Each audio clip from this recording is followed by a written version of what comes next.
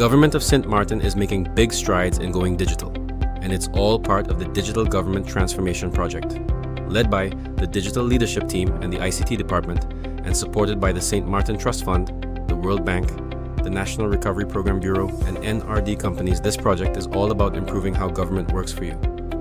On October the 6th and 7th, 2 important engagement sessions took place at Paradise Hall. These brought together civil servants and key stakeholders from across government to share ideas and move the project forward. The goal? Faster, smarter, and more efficient public services to better serve citizens and businesses alike. St. Martin is building a digital future, and everyone's voice is part of the journey. I think, though, it's a true pleasure to open this workshop for St. Martin on this St. Martin Digital Government Transformation. I think it's not just another meeting, what we're doing this morning. I think this is certainly not just another project. What we begin today is about the future of governance in St. Martin.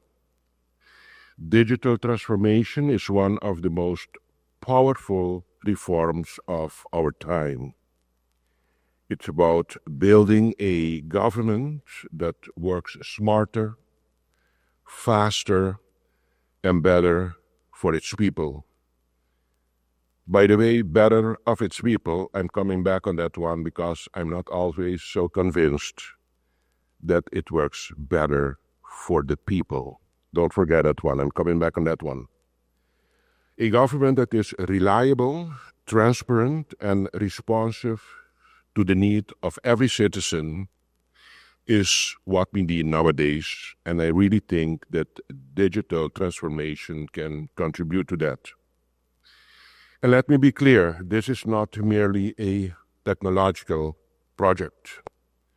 I think this is more than that. This is about actually what I often call nation building, and digital transformation is part of nation building for St. Martin. It's about how we deliver services, manage our information, and strengthen the trust between the people and government. Again, the word people comes in my sentence. But true transformation cannot be ordered, it must be built together. We cannot just press a button and we are there with the transformation. It's a lot of effort, coordination, communication for us to make it happen together. That is why this workshop is so important, I think. Today is about awareness, it's about collaboration and shared purpose.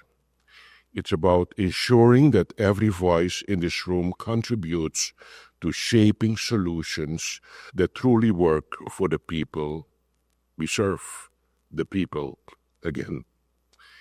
Every ministry, every department, every institution, public or private, has a role to play. Together we will build a seamless, citizen-centered government where people can access the services they need with ease, confidence, and dignity. Yes, of course, this transformation is very ambitious, but I still think it's very essential. And I have, of course, every confidence that with your dedication, your creativity, and your passion for public service, we will make this vision a reality. And of course, before I close, I always want to give it a personal touch. And it's about the people. We have to realize that we are a Caribbean island. And the Western world comes to our region to de-stress. But what we are doing together is we are copy-pasting all formulas of the fast-moving Western world. And by copy-pasting it without throwing your own opinion and emotion into the transformation, you're going to get a very unsuccessful translation of digitalization for your country. So please, when we are busy with copy-pasting formulas that we're doing now that has proven to work in actually most of the time Western fast-living communities without throwing our own cultural dimension and feelings into it, you are going to get, at the end of the day, a very unsuccessful structure to serve your people with. And instead of you thinking that you are going to implement a system that is going to service your people, accommodate the wishes of the people, comfort your people, you're going to realize that you're going to get an enormous disconnection with your people that you aim to serve. I can speak out of own experience when we introduced the digitalization in the hospital. And instead of looking at my patient, I was looking at my screen. And for me, behind the desk, the structure of organization was perfect because I had a lot of information to serve me. And the patient walked away on me being very unhappy because instead of looking to him or her, listening to her story, I was constantly making sure that my questions that I had on my screen were answered instead of answering her demands. And Caribbean people are very, very sensitive for the personal touch that you give them. So please do not leave this digitalization hypnotize you that you're going to start to treat our people as numbers. Don't forget that you're working with people, and the digitalization is for you to organize yourself, but it has nothing to do with the one on the other side of the desk that wants the service that you can deliver to them. With that special take-home message, I would like to thank you once more for being here this morning. Wishing you a successful session with digitalization this morning, and hopefully we can make it happen for St. Martin in a people and Caribbean people friendly way. Thank you very, very much.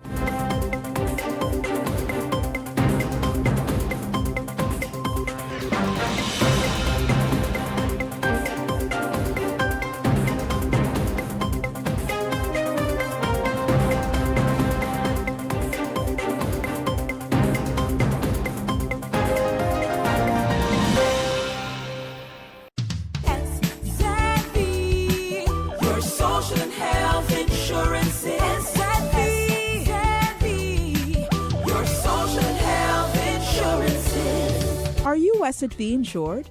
Do you have a valid medical insurance status? SXM is cardless. Request your My SXM account today and enter the virtual office of SXM. Go to sxv.sx and sign up now. SXM, yeah. Your social health insurances. 24/7 TV programming on www.stmartinmediacenter.com, SXM Daily News, PBS NewsHour, Now You Know, Com programs, documentary, entertainment, sports events, Saturday children's hours, religion programs, and movies. Click on SXM TV broadcast to see your favorite programs.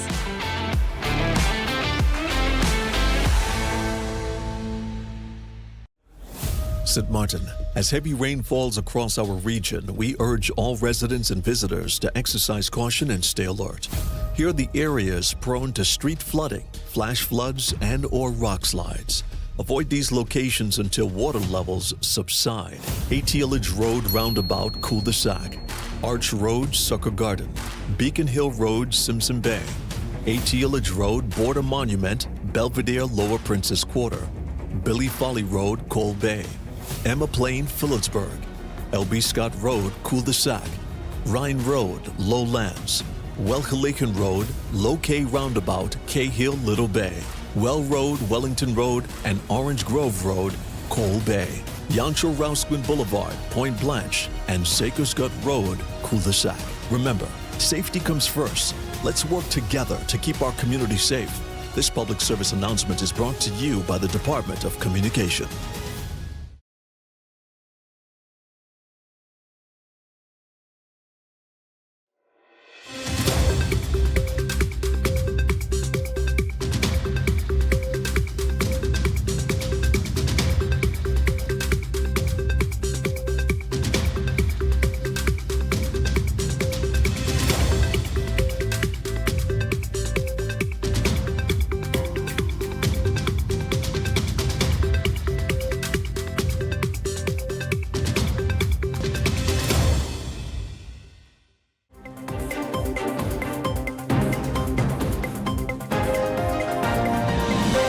We will now hear from YMP Aljanae Henry. You have the floor. My name is Aljanae Henry, and I am honored to be here today. I am proud to serve as the treasurer of the Youth Parliament. I made history when I joined the Youth Parliament at the young age of 11 while I was just in 5th grade. I attended the Hillside Christian School, and I am now 14 years old in the St. Martin Academy, now in 3rd form. During those 3 years, I learned leadership skills, clear speaking, and creativity, and how to accept opportunities, my favorite of which was meeting the King and the Queen of the Netherlands to speak about problems that the youth face, for example, vaping and youth violence. I stand before you today not just as a title or a student, but as a passionate young person who believes in the power of youth voices. I believe that we as young people have the potential to shape the future, not just tomorrow, but starting today. Education is something I also deeply care about. It's not just about textbooks and tests, it's also about opportunities to grow and express ourselves, and to make a difference. That's why I want to represent the youths in the Youth Parliament, because I know there are many young people who have ideas, dreams, and concerns, but not always the platform to share them, or most importantly, the courage and the bravery to speak about it. Just like how I was in 5th grade when I first joined the Youth Parliament, I was very scared and nervous to be around all those big children, but now I see why it's really important, As someone who enjoys speaking, writing poetry, and painting, I know how important it is for young people to have creative outlets and spaces to be heard and seen. Through Youth Parliament, I want to help create those spaces where education is strengthened, creativity is celebrated, and every voice matters. As treasurer, I understand responsibility, and I plan to take that role seriously. But beyond numbers and budgets, I bring heart, vision, and dedication. I'm not just here to hold a position. I'm here to take action, to listen to my peers, and to make sure our voices reach decision makers.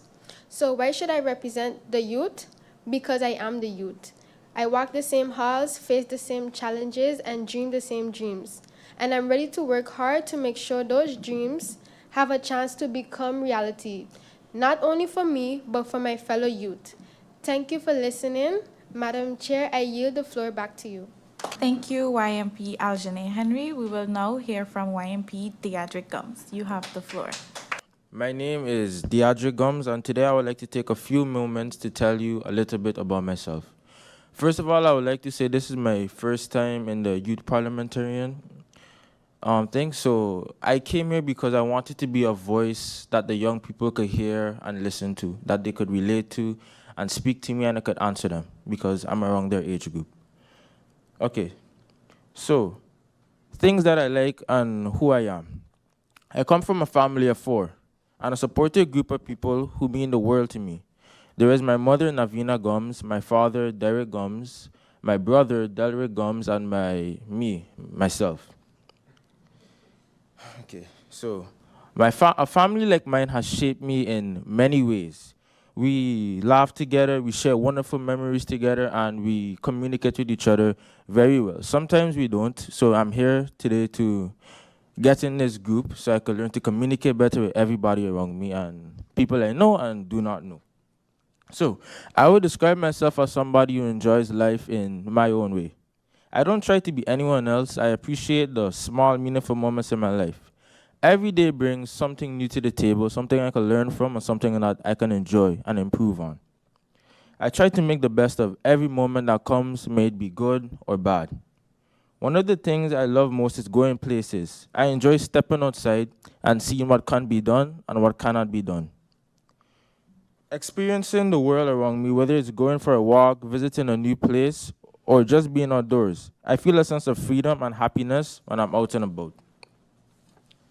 As I said, I also love to adventure. Life, to me, is meant to be explored. Adventures don't always have to be big or far away. Sometimes, even the smallest moments outside can turn into something unforgettable, an unforgettable experience. Every time I step outside, I feel like there's something new waiting to be discovered. When I'm not exploring or spending time outside, I like to play games. Games are a fun way for me to relax and enjoy myself, or even challenge myself also. I also enjoy my free time, but I also make sure to finish any work I have to do. I like to stay on top of my things, even though when it's not exciting. As I look toward the future, I know I want to become more ambitious. I want to set bigger goals for myself and work harder to reach those goals.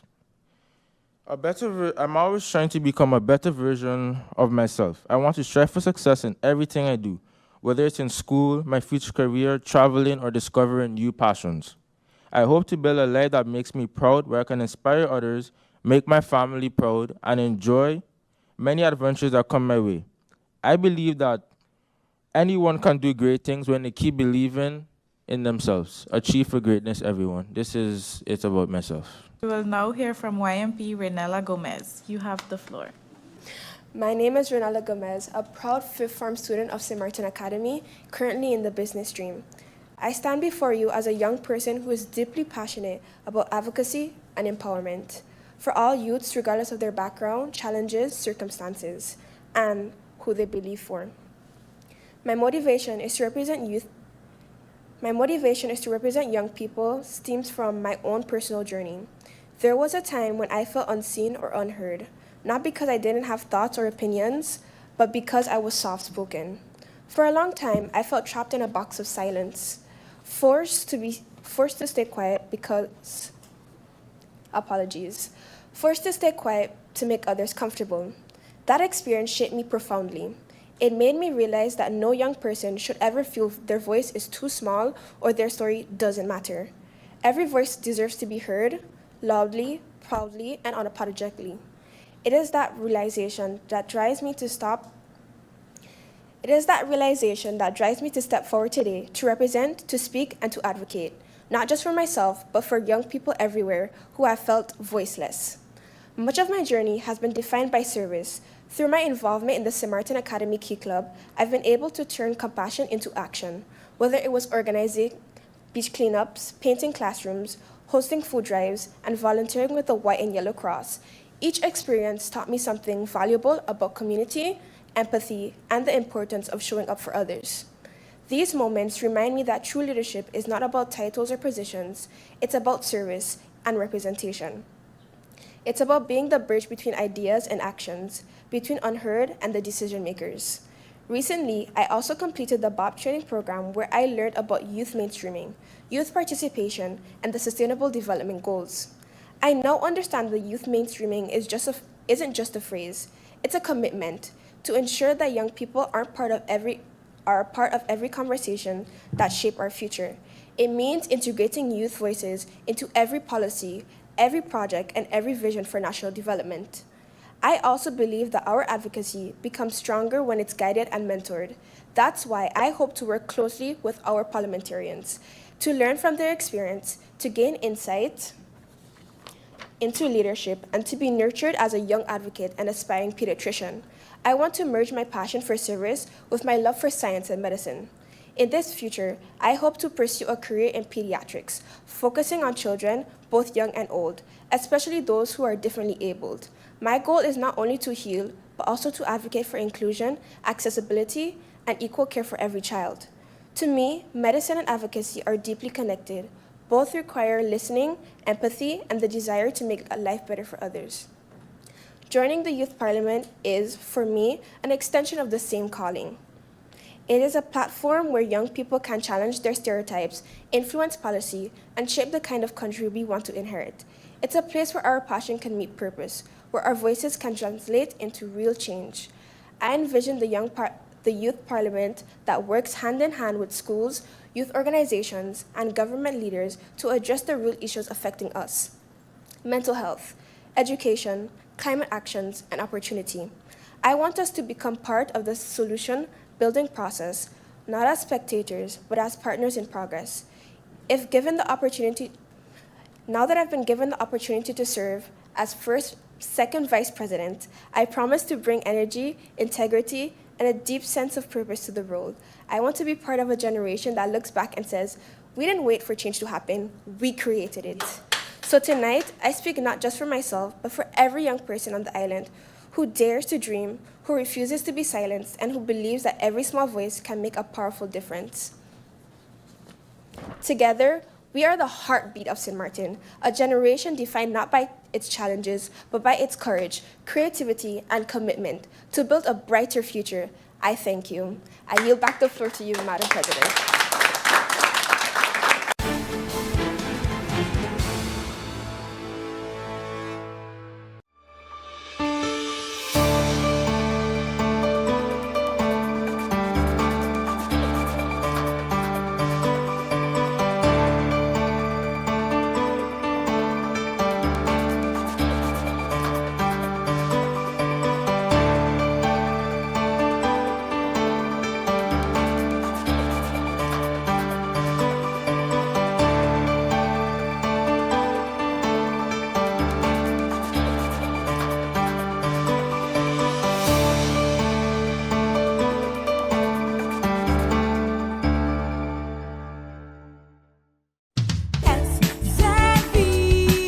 Your social and health insurance is your social and health insurances. Are you SXV insured? Do you have a valid medical insurance status? SXV is cardless. Request your My SXV account today and enter the virtual office of SXV. Go to sxv.sx and sign up now. Your social and health insurances. 24/7 TV programming on www.stmartinmediacenter.com, SXM Daily News, PBS NewsHour, Now You Know, Com programs, documentary, entertainment, sports events, Saturday children's hours, religion programs, and movies. Click on SXM TV broadcast to see your favorite programs.